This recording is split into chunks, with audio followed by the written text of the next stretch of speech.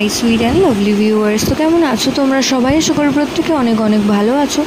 আজকে আমরা চলে এসেছি নতুন আরেকটি ইনফরমেটিভ ভিডিও নিয়ে। আজকে ভিডিওতে কথা বলবো গর্ভবতী মায়ের 4টি বিশেষ লক্ষণ, যেটির থেকে তোমরা ধারণা করতে পারো যে গর্ভের আগত সন্তানটি একটি ফুটফুটে কন্যা সন্তান আসতে চলেছে।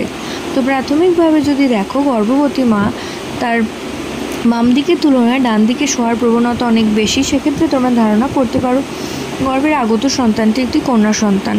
এছাড়াও দ্বিতীয়ত যদি দেখো, কোনো গর্ভবতী মায়ের বাম স্তন অপেক্ষা ডান স্তনের আকার কিছুটা বেড়ে গেছে, তো সেক্ষেত্রেও তোমরা ধারণা করতে পারো গর্ভের আগত সন্তানটি একটি কন্যা সন্তান আসতে চলেছে।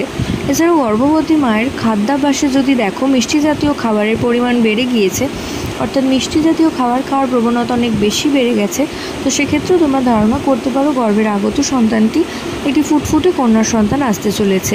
এছাড়াও যদি দেখো, গর্ভবতী মা তার গোটা শরীর জুড়ে প্রচণ্ড পরিমাণে ওজন বৃদ্ধি হয়েছে, তো সেক্ষেত্রেও ধারণা করতে পারো যে গর্ভের আগত সন্তানটি একটি ফুটফুটে কন্যা সন্তান আসতে চলেছে।